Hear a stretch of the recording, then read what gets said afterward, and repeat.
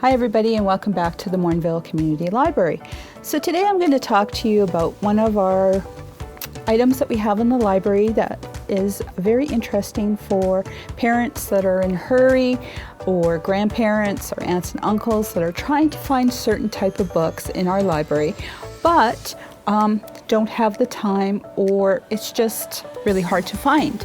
So what I have here is what we call our grab and go kits. So what they are is a set of 5 books that are in a bag, and it actually has, this one is our Cozy Corner Story Time books that I read for one of our Cozy Corner stories. So actually what it has on it, to make it easier, is actually has all 5 pictures of the book that's inside the kit. So this one has a dinosaur that lost his roar, an elephant went out to play, never let a Diplodocus draw, so much snow, and I want my hat back. So that's just one of them. Another one that we have is fairy books.